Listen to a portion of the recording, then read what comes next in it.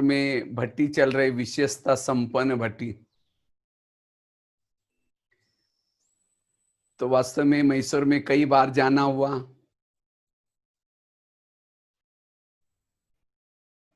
सभी जोन में सभी तरफ भी चक्कर लगाया था।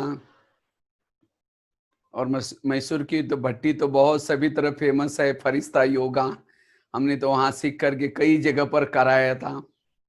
तो आप लोग तो वैसे विशेषता से संपन्न तो है ही है, फिर भी हमें और संगम युग है ही, विशेषता से संपन्न बनने का युग है। तो हमें अपने जीवन के अंदर विशेषता संपन्न कैसे बनाएं? क्योंकि देवता बनने के लिए हमारे अंदर विशेषता होनी बहुत जरूरी है। अगर विशेषता नहीं धारण करेंगे तो देवता बनेंगे कैसे? क्योंकि अभी हमारे अंदर ना कोई कला रही है, ना कोई विशेषता रही है। माया ने हमें हमारी सारी कलाई चौपट कर दी, सारी विशेषताएं भी चौपट कर दी। तो दोबारा फिर से हमें विशेषता संपन्न बनना है, वही विशेषताओं को वापिस लाना है। क्योंकि जब जितना विशेषता संपन्न बनेंगे उतना हम सेवा दिन दोगुना रात चौगुना कर सकेंगे, बहुत सेवा कर सकेंगे। अगर हमारे अंदर विशेषता ही नहीं तो हमारे अंदर सेवा भी नहीं होगी। इतना ही नहीं, जितना विशेषता को धारण करेंगे हमारे कर्मों में कौशलता आएगी। जितना हम विशेषता संपन्न बनेंगे उस सूर्य ज्ञान सूर्य शिव बाबा की हम प्रत्यक्षता कर सकेंगे।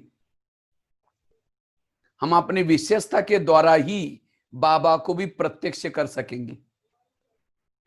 जितना हम अपने अंदर विशेषता को धारण करेंगे हमारा हर पल सफल बन सकेगा हम। जितना हम विशेषता को धारण करेंगे, संगम युग में विशेषता को धारण करने वाला युगों युगों तक वो अमर बन जाता है, दूसरों के लिए यादगार बन जाता है। जितना विशेषता संपन्न बनेंगे, गायन योग्य पूजन योग्य बन सकेंगे। जितना हमारे अंदर विशेषता आएगी, कला आएगी, उतना महान बन सकेंगे। क्योंकि महान बनने का आधार है विशेषता संपन्न बनना। और जितना हम विशेषता संपन्न बनेंगे उतना दूसरों की दुआएं लेंगे। लेकिन हमारे अंदर विशेषता कैसे आई, उसके लिए हमें क्या पुरुषार्थ करना है? विशेषता संपन्न बनने का सबसे पहला पुरुषार्थ है जो बाबा को पहचान लेते हैं, बाबा के ऊपर निश्चय है, उसके अंदर विशेषता आएगी जरूर। अगर मुझे विशेषता संपन्न बनना है, पहले तो हम बाबा के ऊपर निश्चय बुद्धि बनने की जरूरत है। मुझे याद है मेरे अपने लाइफ की स्टोरी। मैं शुरू जब ज्ञान में आया था, महाराष्ट्र में सांगली जिले में एक छोटे से गांव में मेरा लौकिक जन्म हुआ। और जो बकरी चराते हैं उस परिवार में जन्म हुआ। हमारे घर में तो 8-8 दिन तो स्नान भी नहीं करते थे, खेती बाड़ी में रहते थे, झोपड़ी में रहते थे। तो 11 साल के बाद स्कूल में गए। घर वालों ने मना किया क्योंकि हमारे जातियों में गांव में पढ़े लिखे कोई थे ही नहीं, हमारे खास तो हमारे जाति में। तो मेरे को तो घर वालों ने तो मना किया, कहा कि पैसे नहीं। मैंने कहा मैं पैसे नहीं मांगूंगा, ऐसे ही जाऊंगा। तो ऐसे जाना तो भले जाओ। तो जाना शुरू किया। तो टीचर ने पहले दिन 5वीं कक्षा में बिठाया। तो रोज जब जाना शुरू किया, घर वालों ने मना किया। वो जब मना किया तो कहा कि पैसे नहीं। तो हमने रद्दी से डायरी ला करके धुलाई करके लिखते थे। ऐसे ही एक दिन उसी रद्दी में बाबा का किताब मिला, ब्रह्मा कुमारी का एक किताब मिला। उसमें लिखा था कि इस धरती पर परमात्मा आया है, सतयुग बना रहे हैं, ये दुनिया परिवर्तन होने वाली है। उस किताब में मैंने पढ़ा तो मुझे भी लगा कि मुझे भी सतयुग की दुनिया में जाना है। तो मैंने क्या किया, उसके ऊपर पत्र लिखा 15 पैसे का, मुझे ऐसी किताबें चाहिए। तो वहां से पत्र आया, आप 10 रुपए भेजो। तो मेरे पास 10 रुपए तो था ही नहीं, मैं कुएं से ला करके पानी बेचता रहा, 2 पैसा 3 पैसा। और ऐसे करके 6 महीने के बाद शायद 10 रुपए इकट्ठा हुआ, उसको ये मुंह से भेजा हमने, ये मुंह से भेजा। फिर एक एक किताब आई, और 2-3 साल तक ऐसे ही उस किताब के माध्यम से ज्ञान में चले। लेकिन मेरा पूरा विश्वास था, निश्चय था।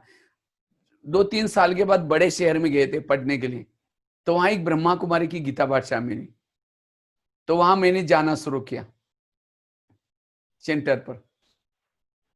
जब वहां सेंटर पर जाता था तो वहां मेरे पास फटा हुआ कुर्ता था, ऐसा पकड़ करके शर्म के मारे में मैं बैठता था, 2 शब्द भी नहीं बोल सकता था। तो कभी बहनें कहते थे बेचारा गरीब बच्चा भी रोज आता है, पता नहीं सत्युग में जाएगा नहीं जाएगा। मैं 2 शब्द भी नहीं बोल सकता था, कोई सेवा भी नहीं कर सकता था। लेकिन बाबा के ऊपर मेरा पूरा विश्वास था, निश्चय था। कभी कभी मैं एक बार बाबा से, मुझे याद है, वो रिवरवान भी की थी। हमने कहा बाबा आप तो सत्युग निर्माण कर रहे हैं, अब मुझे मधुवन जाना था। तो मैंने पूछा कि कुछ कुमार तो हमारे वहां के आए मधुवन में सेवा के लिए। तो मैं भी बहन जी को बोला, बहन जी मैं भी जा सकता हूँ। कहते तुम कुछ जानते नहीं, तुम कैसे जाओगे वहां। तो मैंने बाबा को उसी दिन रोरवान क्या कहे, हमने कहा बाबा मेरे को तो कुछ भी आता नहीं है, तो मैं मधुवन में कैसे जा सकता हूँ। मुझे लगा कि शायद सत्युग बनाने के लिए भगवान भाई कोई और होगा जो विशेषता से संपन्न होगा, शायद मुझे कैसे चुना है पता नहीं। चलो कोई बात नहीं, जब तक हम लोग मना करते तब तक मैं जाता रहूंगा सेंटर पर। तो मैं जाता रहा, तो करते करते, लेकिन बाबा के ऊपर निश्चय था, विश्वास था, योग तपस्या करता था। और करते करते आज सचमुच बाबा ने मुझे महारथी के लिस्ट तक लाकर पहुंचा दी। कहा मेरे अंदर कोई विशेषता नहीं थी, 5-6 साल तक योग तपस्या ज्ञान करते रहे। और धीरे धीरे फिर ड्रामानुसार मधुबन में आए, मधुबन से दिल्ली गए, भोजन बनाने की कला डाल दी, लिखने की कला सिखा दी बाबा ने, ज्ञान सुनाने की कला सिखाई। तो जब अगर हमारा बाबा के ऊपर विश्वास है, बाबा के ऊपर निश्चय है, बाबा हमारे अंदर बहुत सारी कलाई डालेगा, कलाई भर देगा। इसलिए सबसे पहली विशेषता हमारे अंदर ये होनी चाहिए, हमें बाबा को पहचानना है। इस संसार में, इस दुनिया में आए हुए परमात्मा को जो पहचानता है, सचमुच विशेष आत्मा बन जाएगी। जिसके ऊपर स्वयं परमात्मा की नजरें पड़े हैं, जिस शरीर के ऊपर परमात्मा की नजर पड़ी है, जिस आत्मा के ऊपर परमात्मा की नजर पड़ी है, वो विशेषता संपन्न आत्माएं बन जाती है। ये नहीं समझना कि हम विशेषता हमारे अंदर है ही नहीं। सबसे बड़ी विशेषताएं आए हुए इस धरती पर परमात्मा को पहचान लिया, ये बहुत बड़ी विशेषता है। इसलिए हमें उस नशे में रहना है, सचमुच मैं विशेष आत्मा हूं।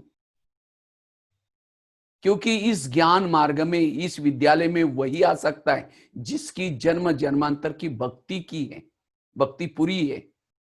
जैसे कोई इंजीनियरिंग कॉलेज में जाता है, ऐसे वैसे पहले का स्टूडेंट जाकर नहीं बैठ सकेगा, उसके लिए कई पढ़ाई चाहिए, कई सर्टिफिकेट चाहिए, अच्छे मार्क चाहिए। इसी तरह इस विद्यालय में वही एडमिशन ले सकता है जिसकी भक्ति पूरी हुई है, जिसके जीवन में पुण्य का खाता है। तो इसलिए बाबा को पहचानना ये सबसे पहली विशेषता है। और जिन्होंने अभी भी नहीं पहचाना है, उसको बाबा को पहचानना है। यथार्थ जो है, जैसा है, उसको पहचानना। और जो बाबा को पहचानता है, बाबा के शरण में आता है, बाबा उसके अंदर विशेषता डाल देता है। तो विशेषता से संपन्न बनना है। मैंने खुद अपने लाइफ से देखा, बाबा को अच्छी तरह पहचानना, बाबा के ऊपर निश्चय रखना, बाबा के कार्य में सहयोगी बनना, वो आत्माएं विशेषता संपन्न बन जाती है। बाबा कहते हैं जो दुनिया के नजरों में है, दुनिया के नजरों में वो है जो बड़े बड़े हैं, धनवान हैं, पद पोजीशन वाले हैं। बाबा कहते हैं वो मेरे नजरों में नहीं, मेरे नजरों में गरीब साधारण है। जिन्होंने बाबा को पहचाना वो विशेष आत्मा। तो विशेषता से संपन्न बनने के लिए हमें बाबा के ऊपर पूरा पूरा निश्चय चाहिए, बाबा के इस कार्य के ऊपर निश्चय चाहिए, सचमुच दुनिया परिवर्तन हो रहा है इसके ऊपर निश्चय चाहिए, तब हम विशेष आत्मा बन सकते हैं। दूसरी बात है, अगर मुझे विशेषता संपन्न बनना है,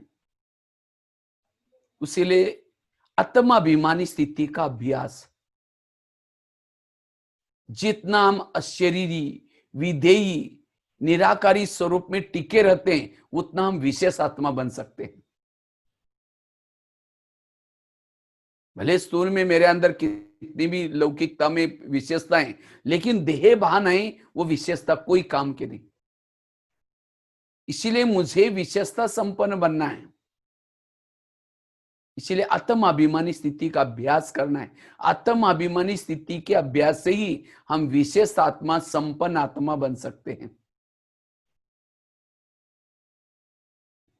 तो संपन्न आत्मा बनने के लिए आत्मा के स्वरूप का अभ्यास, और ये आत्मा के स्वरूप का अभ्यास ही हमें भविष्य में आने वाली परीक्षाओं में भी पास कराएगा। अब देख रहे हैं ना, कितने बड़े बड़े देश थे जिनके बाद धन वगैरह सब कुछ था, लेकिन एक कोरोना की एक प्रॉब्लम के कारण सारे रोड पर आ गए। इसी तरह ये तो एक समस्या ही है, आगे चल करके बहुत सारी ऐसी समस्या आने वाली है। प्रकृति की तरफ से समस्या आएंगी, समुद्रों के तरफ से समस्या आएंगी, लोगों के तरफ से समस्या आएंगी, खान पान के तरफ से समस्या आएंगी।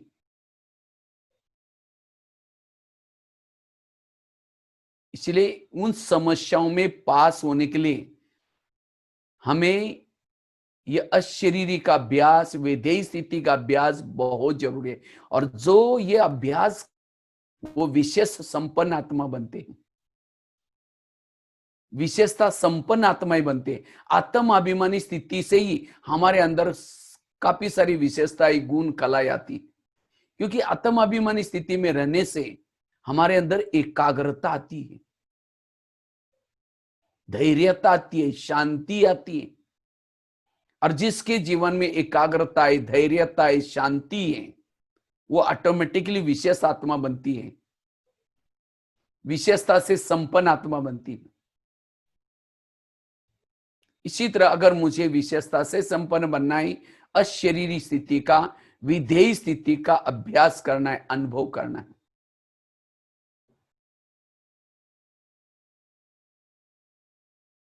इस स्थिति के द्वारा ही, अगर आत्माभिमानी नहीं है, परमात्मा को नहीं पहचानना है, सारी विशेषता कोई काम की नहीं, वो हद की हो जाती है। लेकिन बेहद की विशेषता संपन्न बनना है तो मुझे चाहिए सदा ये आत्मिक स्वरूप का अभ्यास करना। देखो, दादियाओं का जीवन कम पढ़े लिखे थे, लेकिन उन्होंने आत्मनिश्चय और परमात्मा के विशेष निश्चय के ऊपर आज कहां तक पहुंचे। पढ़े लिखे लोगों को भी पढ़ाया, क्यों? उन्होंने आत्मा का अभ्यास किया। इसीलिए मुझे अगर विशेषता संपन्न आत्मा बनना है, गुण संपन्न आत्मा बनना है, इसलिए आत्माभिमानी स्थिति का अभ्यास करना है। और जितना ये अभ्यास करते रहेंगे, जैसे अंधेरे में दीपक जलता, एक ही दीपक है, सबका ध्यान उस दीपक के तरफ जाएगा। इसी तरह इस कलयुग में अंधेरा है, तो जितना जितना अशरीरी की अनुभूति करते रहेंगे, निराकारी विधेयी स्थिति की अनुभूति करते रहेंगे, सभी तरफ आपका ध्यान आकर्षित होगा। अब लोगों को ज्ञान से केवल बुलाने की जरूरत नहीं, लेकिन हमें अशरीरी बनना है, विधेयी स्थिति में रहना है। उतना उतना सेंटर के तरफ अपने आप लोग आकर्षित होंगे, अपने आप आएंगे। इसीलिए मुझे अशरीरी विधेयी स्थिति का अभ्यास करना है। विधेयी स्थिति से, अशरीरी स्थिति से हम विशेष आत्मा, संपन्न आत्मा बन सकते हैं।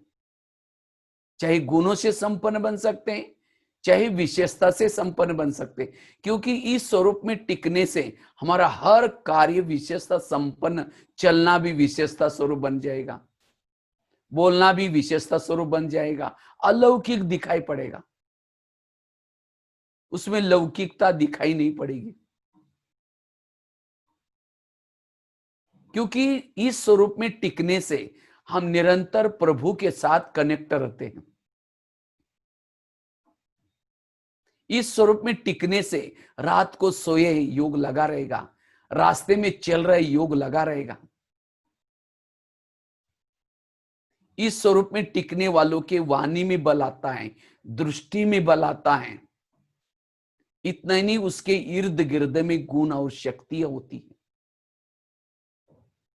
अशरीरी स्थिति में रहने से, विधेयी स्थिति में रहने से हमारे इर्द गिर्द में गुण और शक्तियां होंगी, और जो गुण और शक्तियां जिसके पास है वो विशेषता संपन्न आत्मा है।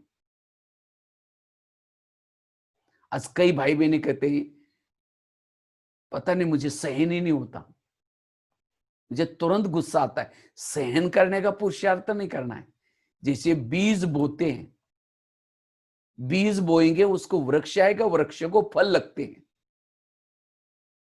इसी तरह बीज बोया ही नहीं, वृक्ष आएगा नहीं, फल लगेगा नहीं। इसी तरह जिन्होंने अशरीरी का अभ्यास किया नहीं, विधेयी स्थिति का अभ्यास किया नहीं, उसके जीवन रूपी वृक्ष में सहन शक्ति, धैर्यता, सत्यता गुण कैसे आएंगे?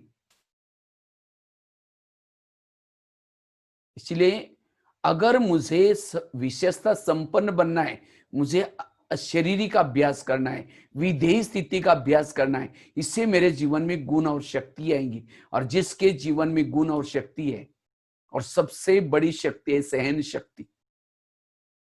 सहन शक्ति बड़ी बहन है, बाकी शक्तियां उसकी छोटी बहनें। अगर बड़ी बहन आएगी, छोटी बहनें भी आएंगी। छोटी बहनें आएंगी, दैवी गुण शक्तियों के बच्चे हैं। हर शक्ति के 3-3, 4-4 बच्चे हैं। इसीलिए मुझे अगर गुण संपन्न बनना है, विशेषता संपन्न बनना है, मुझे इस विधेयी स्थिति के अभ्यास में लगाना है। देह भान वालों के पास विशेषता नहीं आएगी, गुण नहीं आएंगे, शक्तियां नहीं आएंगी। इसलिए अशरीरी का अभ्यास, विधेयी स्वरूप का अभ्यास, इस अशरीरी स्वरूप में टिकने से परिस्थिति आएंगी, बातें आएंगी, लेकिन परिस्थितियां, तूफान भी उसके लिए तोहफा बन जाएगा। इतना ही नहीं, जो अशरीरी के स्वरूप में टिकता है उसको किसी के अंदर की कमियां, अवगुण दिखाई नहीं पड़ेंगे, सभी के अंदर गुण दिखाई पड़ेंगे, सब अच्छे दिखाई पड़ेंगे।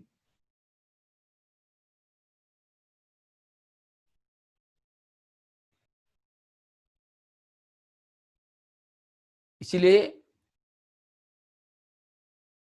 समस्याओं का समाधान कर सकेंगे, अतीन्द्रिय सुख मिलेगा। उसके चेहरे में सबसे अच्छी विशेषता आएगी, वो सदा हर्षित मुख रहेगा, खुश रहेगा। और जो खुश है, हर्षित मुख है, विशेषता संपन्न बन जाता है।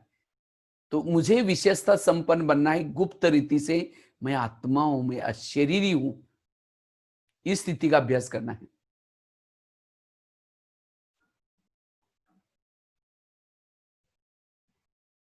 जितना इस स्वरूप में टिके रहते हैं,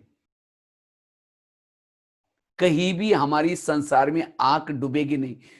अशरीरी स्थिति में रहने वाला, विधेयी स्थिति में रहने वाला एक परमात्मा के ऊपर प्रभावित होगा। वो इस संसार में उसकी बुद्धि ना अटकेगी, ना लटकेगी, ना छिटकेगी, ना भटकेगी। उसके बुद्धि का लंगर इस संसार से उठ जाएगा।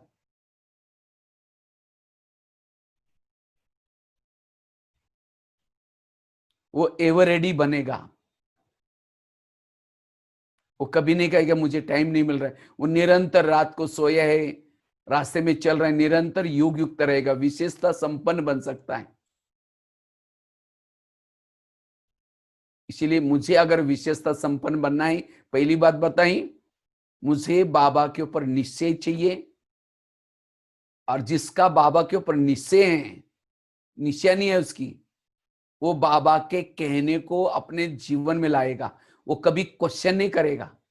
जैसे अर्जुन 18 दिन क्वेश्चन करता है, ये कैसे हो सकता है, ये मेरे भाई है, ये मेरा गुरु है, इनको कैसे मैं मारूं। कृष्ण समझाने की हर प्रकार की कोशिश किया, लास्ट में नहीं मानता, अपना स्वरूप दिखाए, मैं तुमको कहने वाला मैं कौन। इसी तरह आज हमें भी 84 वर्षों से बाबा पढ़ा रहे हैं, तो भी हम कहते हैं नहीं नहीं ये कैसे छोड़े, हम तो गृहस्थी में रहते, ये कैसे करे, ये कैसे करे। अगर क्वेश्चन करते हैं, बाबा के श्रीमत प्रमाण नहीं चलते, बाबा के ऊपर निश्चय नहीं है, आपको कोई बहने डायरेक्शन नहीं दे रहे, ये कहने वाला स्वयं निराकार शिव बाबा है।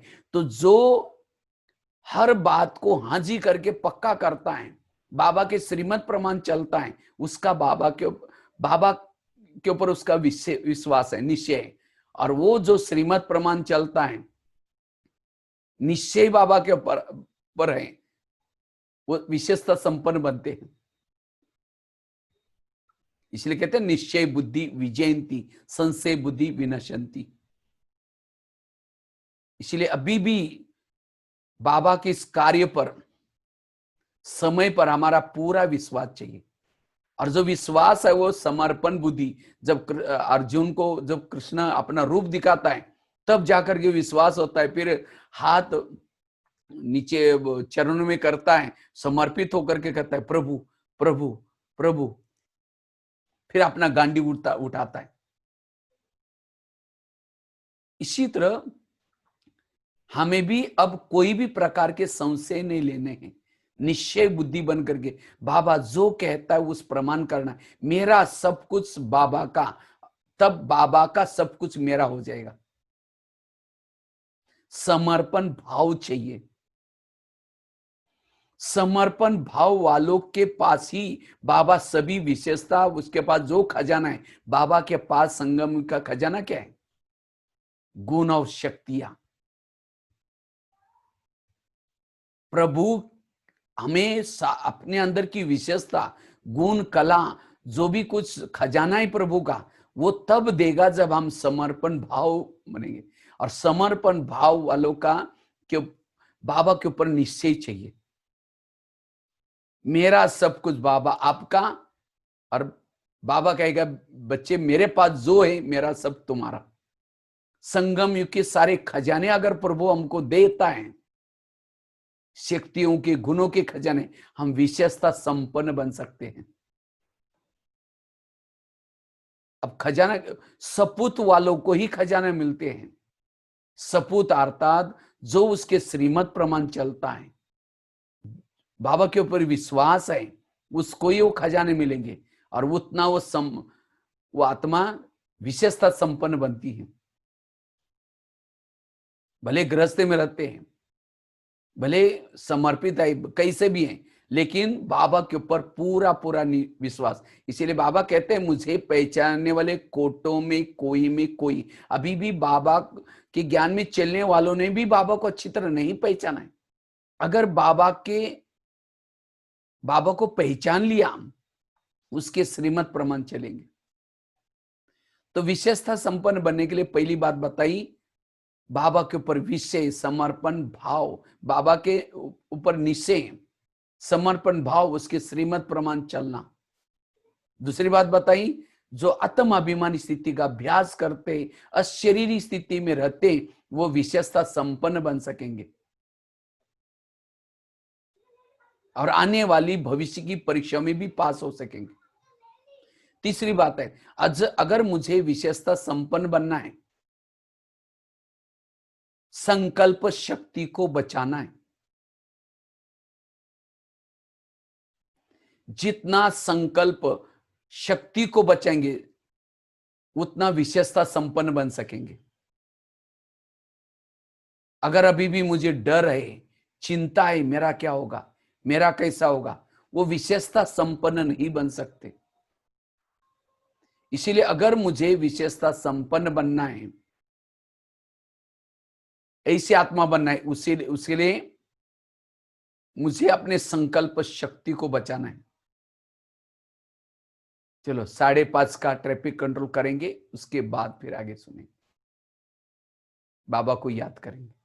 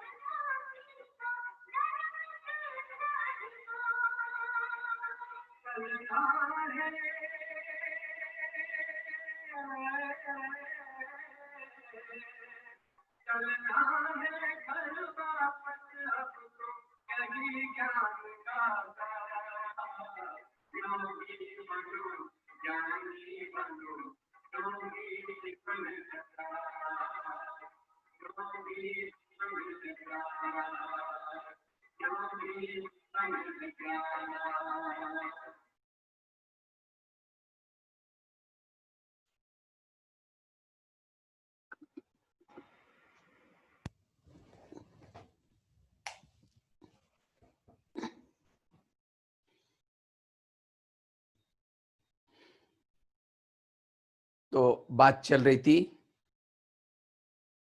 अगर हम इस विशेषता संपन्न बनना है, अपने संकल्प शक्ति को बचाना है। जितना हम संकल्प शक्ति को बचाएंगे, हम विशेषता संपन्न आत्माएं बन सकते हैं। और वर्तमान समय अपने संकल्प शक्ति को बचाना बहुत जरूरी है, क्योंकि संकल्प सबसे बड़ा खजाना है। वास्तव में हमें जो बाबा इतना विस्तार से ज्ञान सुना रहे हैं, ड्रामा का ज्ञान, कर्मों का ज्ञान जो हुआ, ये सारा ज्ञान सुना रहे हैं अपने संकल्प को समर्थ और पॉजिटिव बनाने के लिए। और जो संकल्प को पॉजिटिव समर्थ बनाता है, वो विशेष आत्मा बनता है। क्योंकि संकल्प से पूरा कल्प चलता है।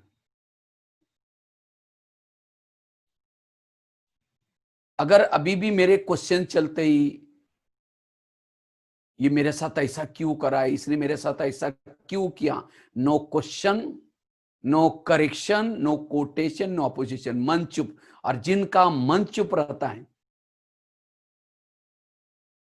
वही मूर्ति है। और संगम युग में जो मूर्ति बनता है उसी की यादगार में द्वापर युग में भगत क्या करेंगे, मूर्तियां बनाएंगे। तो सभी मूर्ति बन गए ना। मूर्ति मतलब मूर्ति के सामने जाकर कोई गाली भी देता है, उसके चेहरे में कोई फर्क नहीं पड़ता। वो वरदानी हाथ के बजाय नीचे करके चेहरा पीछे नहीं करता,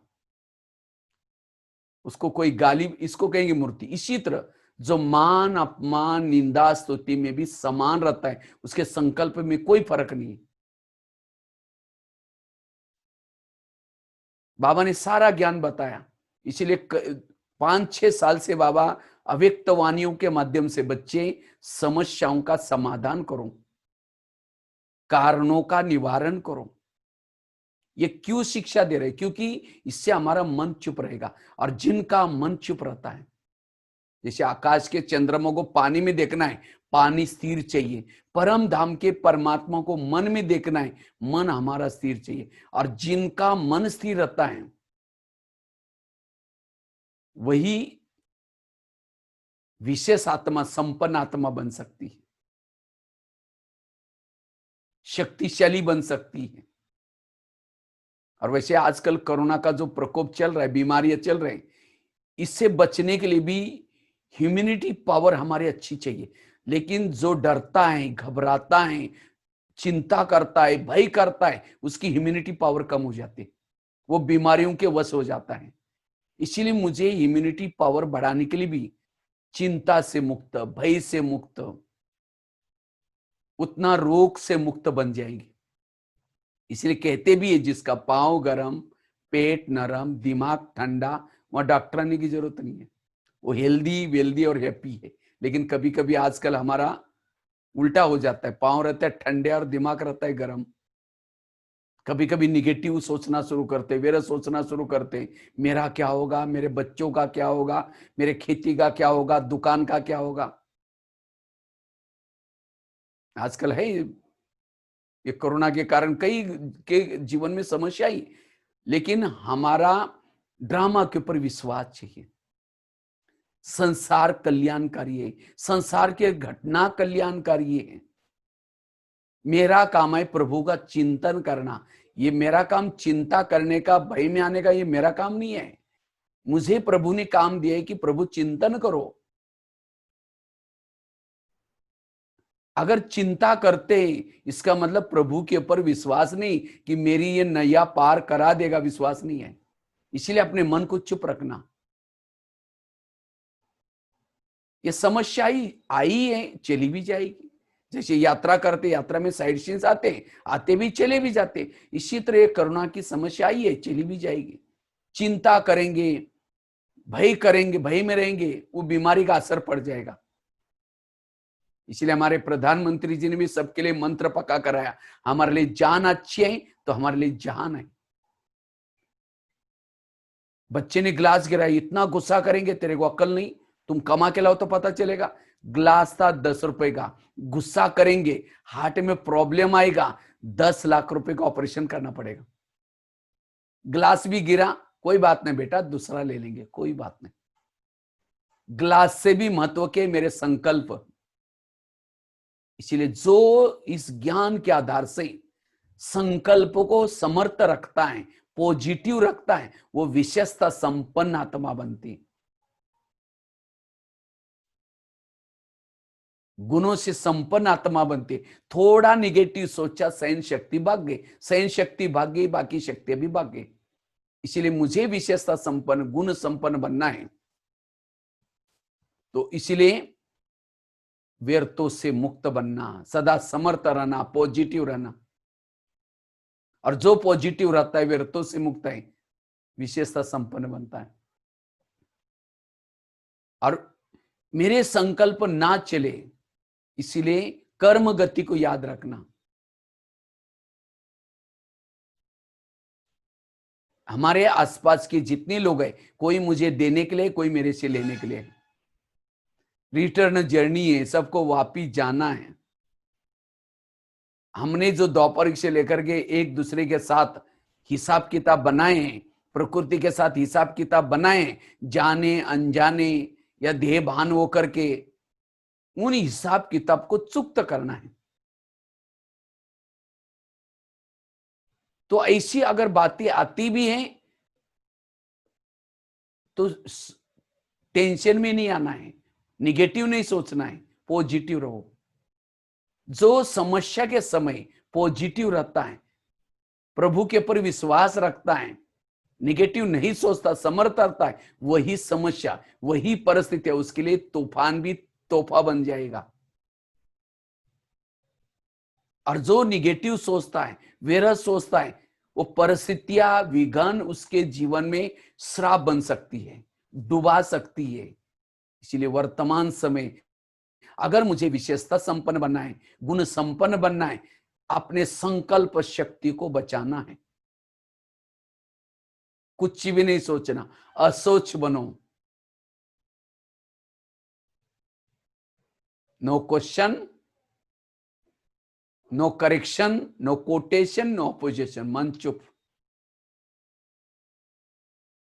ये बहुत बड़ा योगदान है हमारा, इससे वायुमंडल अच्छा बनेगा। ड्रामा में ऐसी ऐसी आगे चल करके बातें आएंगी, लेकिन हमें बाबा ने सब कुछ बताया, तुम मन को चुप रखना बस। इसको कहेंगे साक्षी अवस्था। वो कर्म योगी, जो संकल्पों को बचाता है, वो कर्म योगी बन सकता है, समय सफल करेगा। इसलिए विशेषता संपन्न बनने के लिए समर्थ रहना, पॉजिटिव रहना, सदा समर्थ सोचना है, कम सोचना है।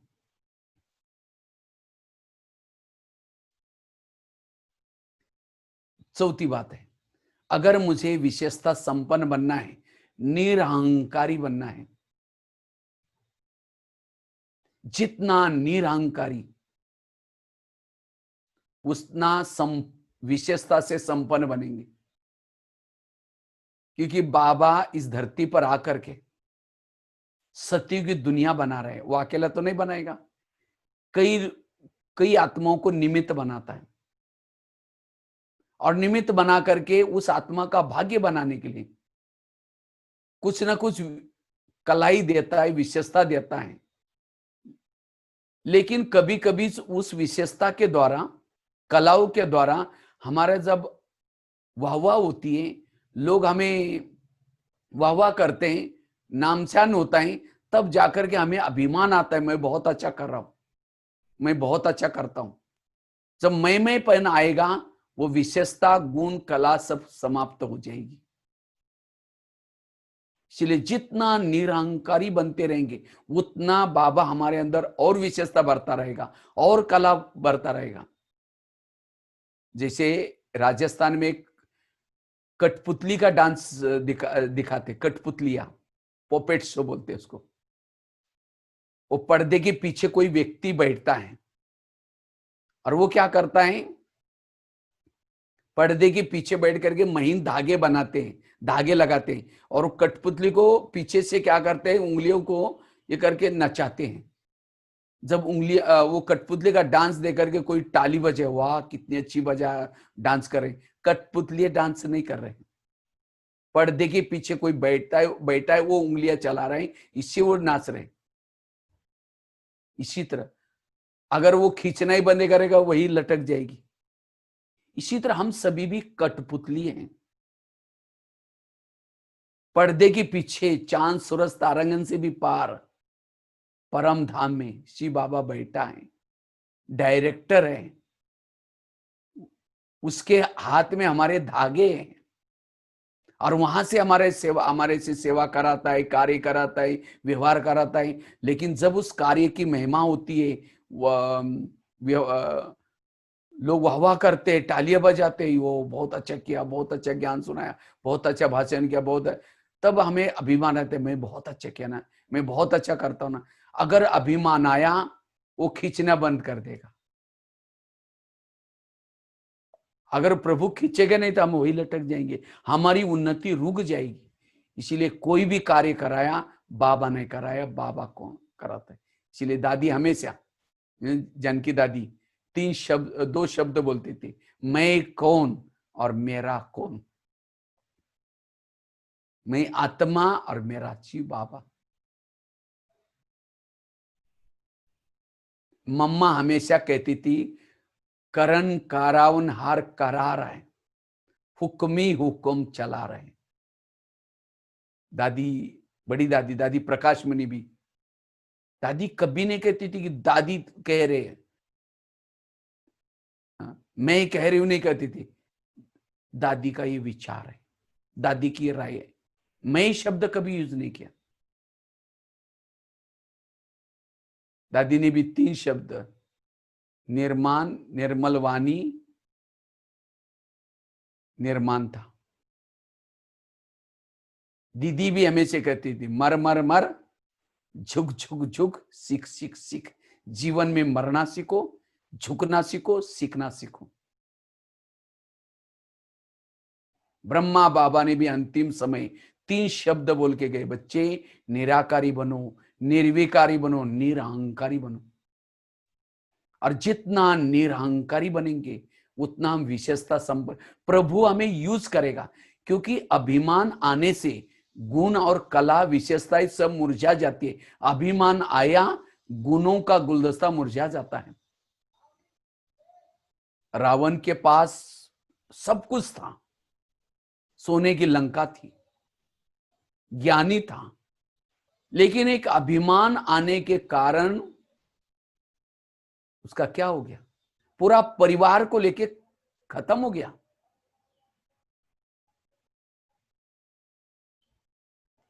इसीलिए हमें जितना इस ज्ञान मार्ग में आगे चलेंगे, सेवा आगे बढ़ेगी, उतना हमारी वाहवाह होती रहेगी, महिमा निकलती रहेगी। लेकिन ये महिमा मेरी नहीं है, ये मेरी महिमा उस प्रभु की। जो महिमा को स्वीकार करता है, ग्लानि का दर्द सहन नहीं कर सकता।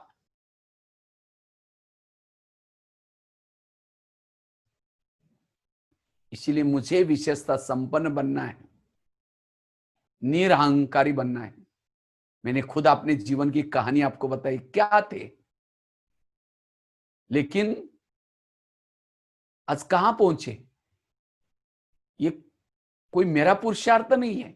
बाबा ने मुझ आत्मा में, आत्मा का भाग्य बनाने के लिए ये मेरे पास जो कला दिए है, इतना ही नहीं, नाम भी अपना, मेरा नाम इतना सुंदर दिया है। भगवान ने अपना भाई बनाया, भगवान भाई बनाया, वो सब उसकी महिमा है, मेरा कुछ नहीं है। मैं तो बकरी चराने वाला, कहा कुछ भी नहीं आता था।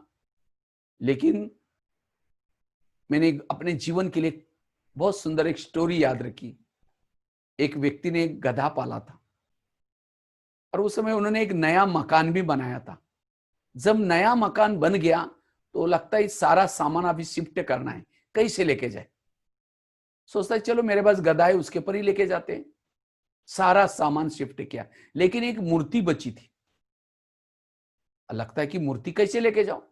कहते कोई बात नहीं, ये गधे के ऊपर लेके पहुंचे देते रहे, महंगाई बहुत ज्यादा है बाहर, अब कहाँ गाड़ी वगैरह घोड़ा मंगाएगी, तो गधे के ऊपर रखते। उसको आइडिया ही, उसके ऊपर कपड़ा ढाकेंगे तो लोगों को क्या पता चलेगा अंदर क्या है।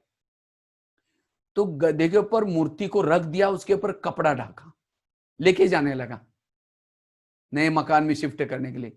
गधा चलते चलते उस मूर्ति के ऊपर का, सिर के ऊपर का कपड़ा हट गया, सिर दिखना शुरू किया। जैसा सिर दिखता है, लोग मूर्ति को देख करके नमस्ते करना शुरू किया। जब नमस्ते करना शुरू किया, गधे को लगता है नमस्ते मुझे ही कर रहे हैं। गधे को नमस्ते नहीं कर रहे थे, मूर्ति को नमस्ते कर रहे थे। इसी तरह आज कई बार हम सेंटर पर जाते हैं, 8-10 दिन जब सेवा करते हैं, लास्ट के दिन बहनें हम लोगों का सम्मान करते, कभी ताज पहनाएगी, कभी माला पहनाएगी, कई बार कल्चर प्रोग्राम भी रखेगी। फिर ये सब होने के बाद फिर यज्ञ के लिए पैसा भी देंगी। तो वास्तव में सम्मान कोई मेरा अपना नहीं हो रहा है। ये जो पैसा कोई मेरा यज्ञ के लिए जो धन दे रहे, वो कोई मेरी क्लास अच्छी सुन करके नहीं दे रहे। मैं मधुबन निवासी हूं, मधुवन से आया हूं, समर्पित हूं, इसीलिए मधुवन की महिमा हो रही, बाबा की महिमा हो रही, मेरा नहीं है। अगर मैं मधुवन निवासी ना होता तो कौन पूछे? इसलिए मेरा कुछ नहीं, वो बाबा की महिमा है। अगर मैं कहूं कि वाह मैं बहुत अच्छा क्लास कराता हूं, इसीलिए सब अभिमान आए, तो बाबा कहेगा ठीक है अगले बार तुम ही कर लेना, वही लटक जाएंगे। इसीलिए निरहंकारी, तो जितना निरहंकारी बनेंगे, बाबा उस कार्य के लिए और भी निमित्त बनाएगा, और हमको सेवाओं के चांस देगा, और सेवाओं के मौके देगा। क्योंकि अभिमान वाला अपना ही गुणगान गाता है, मैंने बहुत अच्छा कहना, वो प्रभु को भूल जाएगा, बैकबोन को भूल जाएगा। वास्तव में हमारा बैकबोन बाबा है। अगर बाबा ना होते हम एक दिन भी पवित्र नहीं रह सकते। शास्त्रों में गायन है, आग और रुई कपास एक रूम में नहीं रह सकती, जल जाएगी। अर्थात पति पत्नी एक घर में रह करके पवित्र नहीं रह सकते। लेकिन आज हमारे कितने भाई बहने हैं, कितने भाई बहने हैं जो गृहस्थी में रह करके पवित्र रह रहे। इस शास्त्रों की बात को खंडित कर दिया। इसका मतलब साथ में कौन है? बाबा है। साइंस वालों ने भी कहा है अगर कोई ब्रह्मचर्य का पालन करेगा, ये तो नेचुरल है, ये तो विकार में जाना होता है। अगर कोई नहीं जाएगा कई साल तक तो वो ऊर्जा उसके दिमाग में जाएगी, वो पागल हो सकता है। लेकिन आज कितने सारे भाई बहने दुनिया को छोड़ा नहीं, सब कुछ करते हुए भी, घर में रहते हुए भी पवित्र पवित्र है। क्यों? बाबा की शक्ति साथ में। इसीलिए उस करण करावन हार को कभी नहीं भूलना है। और जितना उसको याद रखते हैं, निरहंकारी बन करके रहते हैं, उतना हमारे अंदर विशेषता कलाई भरता रहता है।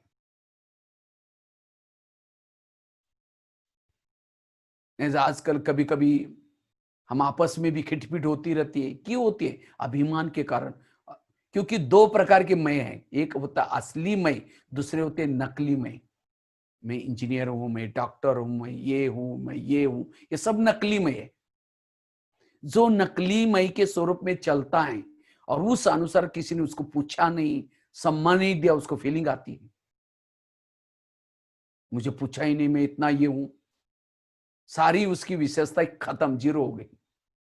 और जो असली मई स्वरूप में रहता है, उसको कोई पूछे न पूछे, उसको अतीन्द्रिय सुख मिल रहा है, वो हर परिस्थिति में एकाग्र रहता है, विशेषता संपन्न बन जाता है। इसलिए असली मई के स्वरूप में टिकना, निरहंकारी। लेकिन निरहंकारी वाला ही निराकारी स्वरूप में टिक सकता है। इसीलिए बाबा ने यह शब्द यूज किया, बच्चे निरहंकारी बनो। तो जितना निरहंकारी का पुरुषार्थ करेंगे हम, तो चेक करना है कहीं मेरे अंदर अभिमान तो नहीं आता। एक और एक घटना सुनाता हूं। एक सेठ जी थे, सेठ जी बहुत बड़े थे। सेठ जी को जब भी कोई देखता है तो नमस्ते गुड मॉर्निंग बोलता है, तो सामने वाला कोई गुड मॉर्निंग नमस्ते बोलता है तो वो भी कहता है हाँ गुड मॉर्निंग नमस्ते। लेकिन सेठ जी को जब भी कोई गुड मॉर्निंग नमस्ते बोलता था, सेठ जी कहते थे हाँ कह देंगे, बता देंगे, लोगों को लग रहा है हम उनको गुड मॉर्निंग सलाम बोल रहे हैं और ये बोल रहे कह देंगे बता देंगे। लेकिन सेठ जी बहुत बड़े थे, इसलिए कोई पूछ डरता था उनको ये क्यों बोल रहे करके पूछने के लिए। तो एक व्यक्ति ने पूछ ही लिया कि कहा कि सेठ जी हम आपको गुड मॉर्निंग सलाम बोलते हैं और आप तो बोलते कह देंगे बता देंगे, ऐसा क्यों? तो सेठ जी हंसने लगे, कहते इसके पीछे भी राज है। एक समय था मैं गरीब था, मुझे कोई पूछता नहीं था, कोई देखता भी नहीं था। उसी समय मुझे एक लक्ष्मी माता प्रसन्न हो गई। अब जब लक्ष्मी माता प्रसन्न हो गई, मेरे पास धन आ गया। जब धन आ गया मैं सेठ जी बन गया। जब सेठ जी बन गया तो मुझे लोग देख करके नमस्ते गुड मॉर्निंग बोलने लगे। वास्तव में गुड मॉर्निंग नमस्ते मुझे नहीं बोलते, मेरे पास आई हुई लक्ष्मी को बोलते। मैं तो वही आदमी हूं जो गरीब था, कोई पूछते नहीं थे, देखते नहीं थे। तो जब भी अभी मुझे गुड मॉर्निंग, सलाम, राम राम बोलते हैं, तो सारा दिन जो जो बोलते हैं मैं गिनता रहता हूँ, किसने गुड मॉर्निंग बोला, किसने सलाम रोगा बोला, किसने राम राम, ये सब गिनता हूँ। और रात को जा करके मेरे रूम में, मेरे घर में एक लक्ष्मी माता का फोटो है, और वो फोटो के सामने जाकर के कहता है, हे लक्ष्मी माता, आज इतने लोगों ने आपको गुड मॉर्निंग बोला, इतने ने सलाम बोला, इतने ने राम राम बोला। इसीलिए मैं कहता हूं, कह देंगे बता देंगे, कह देंगे बता देंगे। इसी तरह आज हम भी क्या थे, जो बहनें सेंटर पर पहले नहीं रहती थी, कॉलेज में पढ़ते थे, लोग किस भाव से देखते थे, लेकिन बाबा ने उसको चुना, उसके अंदर विशेषता डाल दी, गुण डाल दिया। और कभी कभी जब मुरली सुनाती है तो कोई भाई कहेगा, दीदी आपकी इतनी अच्छी मुरली चलते हैं, मुझे बहुत अच्छा लगता है। दीदी का अगर अभिमान आ जाए, वाह मैं बहुत अच्छे, नहीं हम क्या थे, जैसे मेरे अपने लाइफ की स्टोरी में क्या थे, लेकिन आज 2-2 साल के लिए प्रोग्राम बुकिंग रहते।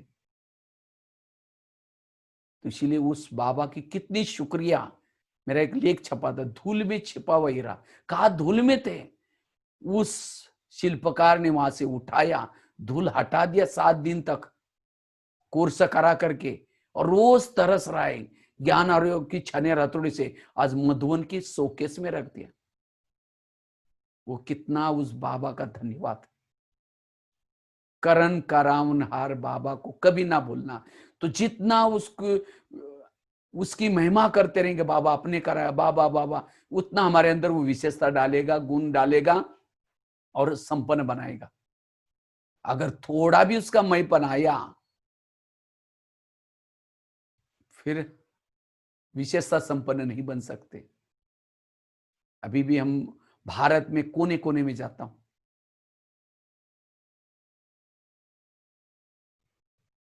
लेकिन हमेशा स्लीपर में जाता हूं, कम खर्च करके जाता हूं,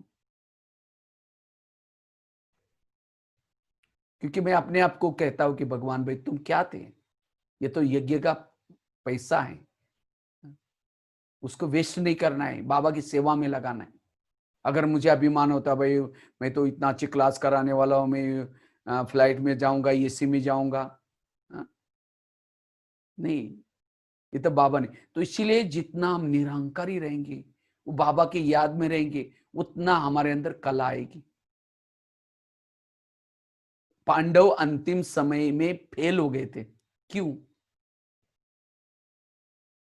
सभी फेल नहीं हुए थे, उसमें केवल युधिष्ठिर पास हो जाता है। क्यों फेल हो गए? अभिमान आया था। 5 पांडव, द्रौपदी, कुत्ता जब पहाड़ी पर जा रहे थे, तो चलते चलते द्रौपदी गिर गई। भीम उसकी महिमा करता है, कितनी अच्छी स्त्री थी, हमारे साथ में रही, जंगल में रही। युधिष्ठिर सुनता रहता है। कहा उसने सब कुछ छोड़ा, लेकिन एक बात नहीं छोड़ी, लगाव नहीं छोड़ा, इसलिए हमारे साथ नहीं आ सकती। आगे गया, नकुल गिर गया, सहदेव गिर गया, भीम गिर गया, अर्जुन भी गिर गया, केवल युधिष्ठिर और कुत्ता स्वर्ग में गए। क्यों? नकुल में बुद्धि का अभिमान था, सहदेव में सहयोग करने का अभिमान था, भीम के अंदर गदा युद्ध का अभिमान था, अर्जुन के अंदर तीर चलाने का अभिमान था, और केवल युधिष्ठिर कुत्ता चले गए। कुत्ता मतलब ईमानदारी। इसी तरह वास्तव में ये कराने वाला बाबा हमारे साथ में, वो कृष्ण की शक्ति को भूल गए, उनको लगा कि मैंने तीर चलाए। जब बार्बरिक उनको मिलता है, बार्बरिक भीम का पोत्रा, कहता मैं देख रहा था, वो जो पांडव आपस में जब विजयी होने के बाद आपस में लड़ रहे थे, मेरे कारण ये हुआ, विजय हुआ। वो कहता है नहीं मेरे कारण, भीम कहता है मेरे गदा के कारण, वो कहता है, अर्जुन कहता है मेरे तीर के कारण हम विजय बने। उस समय बार्बरी कहता है ना तुम्हारी गदा थी, ना तुम्हारे तीर थे, मैं देखता था तीर के सामने भी चक्र चलता था, गदा के सामने भी चक्र चलता था, और मैं एक चक्र को ही देखता था। कृष्ण के कारण विजय बने हैं। इसी तरह आज वास्तव में हम कुछ नहीं कर रहे, कराने वाला बाबा करा रहे। तो जितना इस निरहंकारी स्थिति में रहेंगे, हम विशेषता संपन्न बनेंगे, हमारे अंदर बाबा कला भर देगा, विशेषता भर देगा। तो विशेषता और कला से संपन्न बनने के लिए हमें निरहंकारी बनने की जरूरत है। निरहंकारी, उतना निराकारी स्वरूप में रहेंगे, संपन्न रहेंगे। नहीं तो कहते कर्ता बहुत है लेकिन इसको ईगो है। Ego is danger. ईगो को इंग्लिश में आई कहते हैं। आई, आई सीधा होता है। अगर आई सीधा हो जाएगा, अभिमान आएगा तो दीवारें आ जाएगी। आई अगर झुक जाएगा, पुल बन जाएगा, सद्भावना आएगी। इसीलिए चेक करना है, कहीं मेरे अंदर सहयोग करने का अभिमान, मेरे अंदर कोई बुद्धि का अभिमान, अभिमान तो नहीं आता। इसीलिए निरहंकारी। वैसे आजकल गणेश चतुर्थी चल रही है, गणेश जी का त्योहार चल रहा है। गणेश जी को कहते हैं निर्विघ्नता का देवता। निर्विघ्नता का देवता, निर्विघ्नता मतलब वो समाने की शक्ति। कहते गणेश जी का सिर शिव जी ने काट दिया और क्या किया, हाथी का लगाया। तो इसी तरह हमारा भी जो अज्ञानी सिर था, जिसके अंदर देह की भान की बुद्धि थी, देह की, वो काट करके बाबा ने ज्ञानी वाली बुद्धि लगा दी, ज्ञान वाला सिर लगाया। तो इसीलिए अब हमारे अंदर अभिमान ना हो, तो निरहंकारी। तो जितना निरहंकारी की स्थिति में रहेंगे उतना हमारे अंदर विशेषता आएगी। तो विशेषता संपन्न बनना है तो चार बातें सिर्फ मैंने बताई। एक तो बाबा के ऊपर निश्चय, विश्वास, और विश्वास है, निश्चय है, बाबा के श्रीमत में कोई भी मन मत मिक्स नहीं करेंगे। ये कैसे होगा, नहीं करेंगे, समर्पण भाव से। और जितना समर्पण भाव से हम सेवा करेंगे, कार्य करेंगे, विशेषता संपन्न बनेंगे। दूसरी बात बताई, निराकारी अशरीरी स्थिति में जितना रहेंगे उतना हम विशेषता संपन्न बन सकेंगे। तीसरी बात बताई, जितना हम अपने संकल्प को समर्थ बनाएंगे, पॉजिटिव बनाएंगे, सारे बोझ बाबा के ऊपर दो। दादी प्रकाश मणि बहुत खुश रहती थी। तो दादी को मीडिया वालों ने पूछा, दादी जी आप इतनी खुश कैसे रहते? तो दादी ने बहुत अच्छी बात कही कि कही कि मैं रात को जब भी सोती हूँ बाबा के रूम में जाती हूँ और बाबा को कहते, बाबा ये पांडवन तेरा, ज्ञान सरोवर तेरा, शांतिवन तेरा, सारे झोन तेरे, सारी बहनें तेरी, जिज्ञासु तेरी, मैं खुद भी तेरी, तुम जाने तुम्हारा काम जाने। इसी तरह हम भी रात को सोते समय, बाबा ये दुकान तेरा, मकान तेरा, खेती तेरी, बच्चे तेरे, बहू बेटा तेरे, मैं खुद भी तेरा, तुम जाने तुम्हारा काम जाने।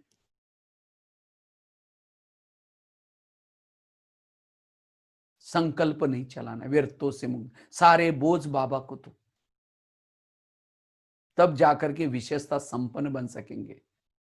और चौथी बात बताई, निरहंकारी बनना। जितना सेवा करेंगे, कार्य करेंगे, उसका कोई अभिमान नहीं। और जितना निरहंकारी आप साधारण चलेंगे, बोलेंगे, कार्य करेंगे, सब निरहंकारी रहेंगे।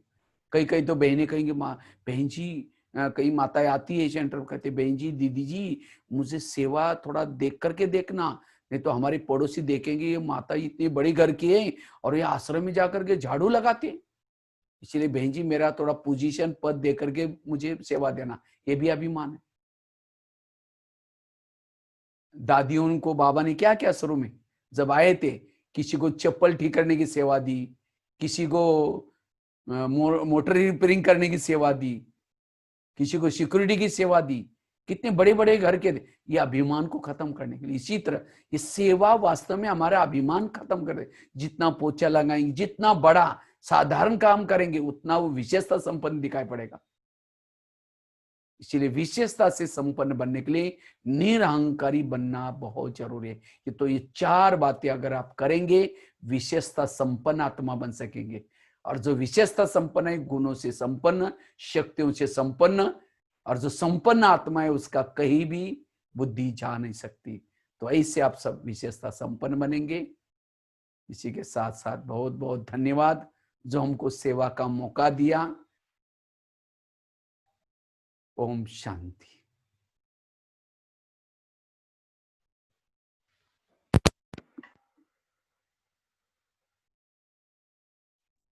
सब 2 मिनट योग करा दीजिए। हाँ जी, योग करेंगे, कॉमेंट्री से द्वारा योग करेंगे, ठीक है। सभी कमर सीधी करके बैठेंगे।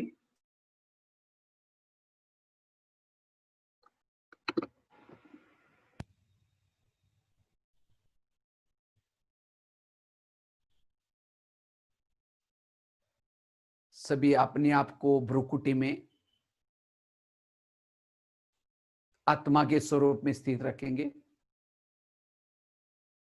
मैं आत्मा ज्योति स्वरूप हूं।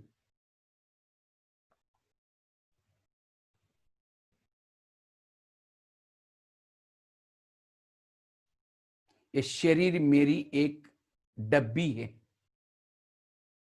मैं आत्मा इसमें चैतन्य में हीरा हूं। ये शरीर मेरी एक गाड़ी है। मैं आत्मा इसमें ड्राइवर हूं।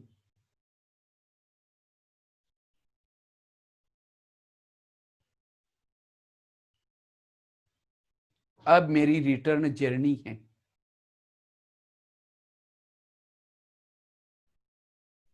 इस संसार में मैं आकर के हीरो पार्ट बजाया।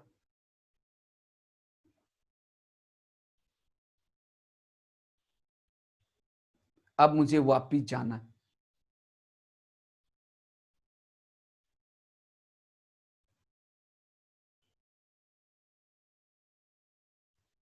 मैं बुद्धि के द्वारा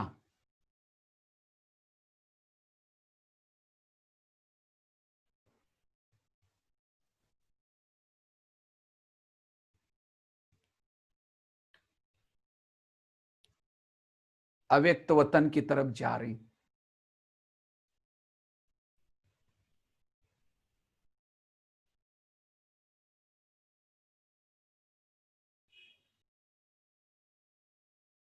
चांद सूरज तारांगन से भी पार।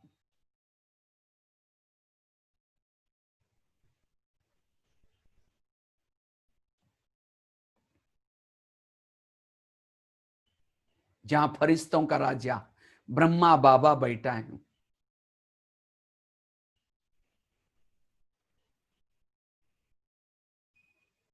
जैसे मैं बाबा के पास नजदीक जाती हूं, मैं भी लाइट माइट बनती जा रही हूं।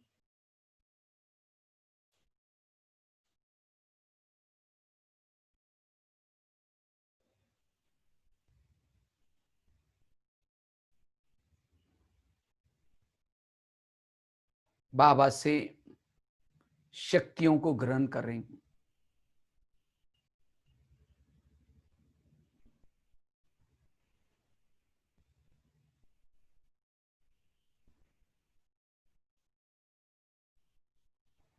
अब धीरे धीरे मैं मूल वतन की तरफ जा रही हूं।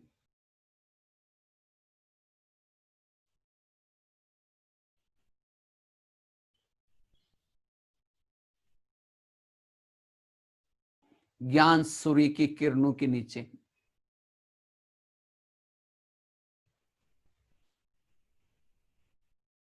जैसे मैं बाबा के पास जाती हूं, मैं चार्ज हो रही हूं।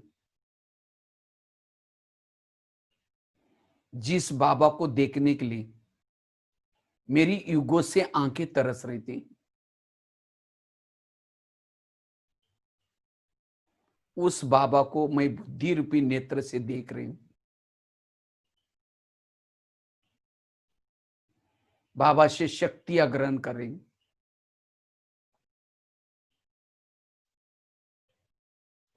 अब पलक होकर के देख रही हूं।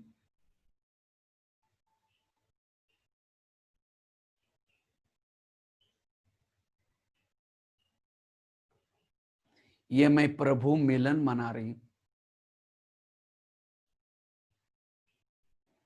शिव बाबा शांति का सागर है, शक्ति का सागर है।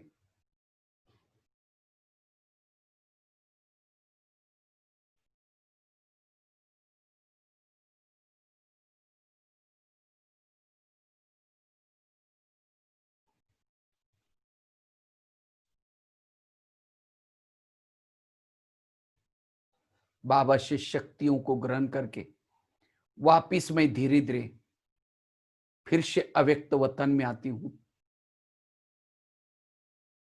ब्रह्मा बाबा के पास आती हूं।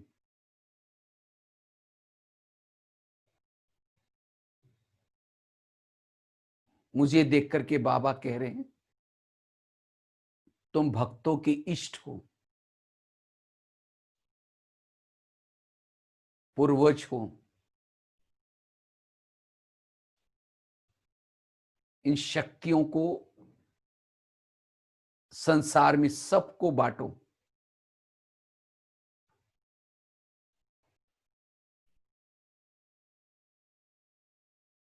मैं विशेषता संपन्न आत्मा बाबा से शक्तियां लेकर के एक फरिश्ते के रूप में आकाश मार्ग से नीचे आती हूं।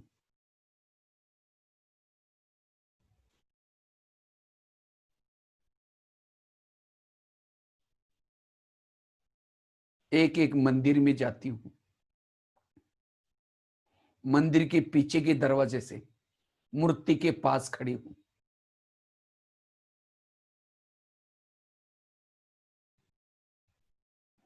बाबा से प्राप्ति हुई शक्तियां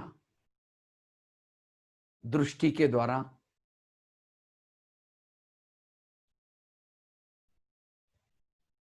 वाइब्रेशन के द्वारा सबको दे रही हूं।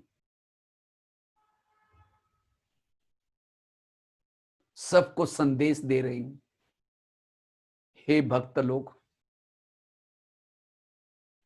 जिस प्रभु को तुम पुकारे हो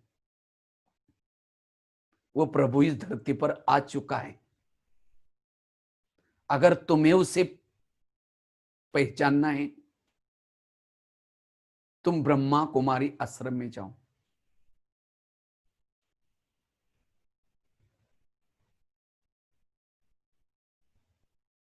यह समय परिवर्तन का है। भक्ति का फल देने के लिए भगवान इस धरती पर आ चुके।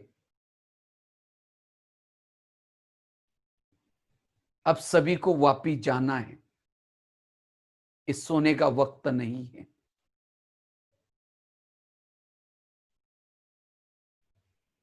ऐसा संदेश देते हुए एक मंदिर से दूसरे मंदिर में,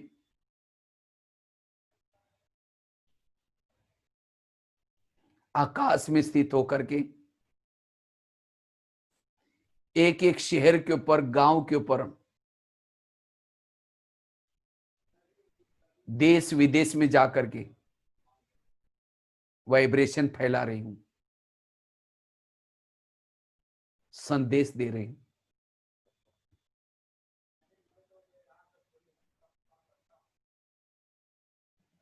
प्यारे बाबा, आपने मुझे क्या से क्या बनाया। मैं आपको कभी नहीं भूल सकती हूं।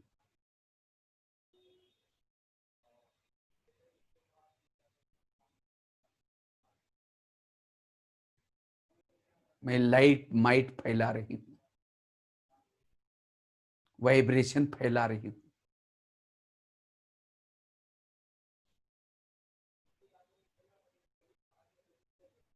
अब मैं आत्मा धीरे धीरे साधारण ब्राह्मण वेश में आती हूं।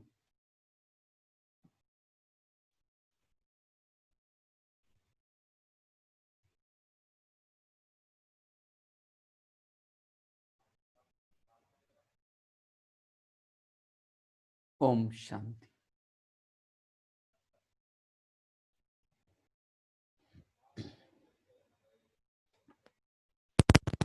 ओम शांति भाई साहब, हाँ जी, ओम शांति। बहुत अच्छा क्लास कराया आपने, अच्छी अच्छी बातें सुनाई हैं। आपका जीवन का प्रैक्टिकल बातें और आदरणीय दादी के बारे में भी आप बताया, बहुत अच्छा हुआ। लास्ट में आप योग भी कराया, बाबा के पास लेके गए थे आप सबको। बहुत बहुत धन्यवाद भाई साहब आपको। आप मैसूर में पहुंच करके अपना समय दे करके इतना सारी बातें सुनाई हैं, तो इसलिए दिल से आपको लक्ष्मी दीदी की ओर से और हमारे तपस्वी भाई बहनों की ओर से हम सभी मैसूर निवासी भाई बहनों की ओर से आपको बहुत बहुत धन्यवाद। थैंक यू भाई साहब। सभी भाई बहनें आपको हाथ हिला के धन्यवाद दे रहे हैं, अभिनंदन दे रहे हैं।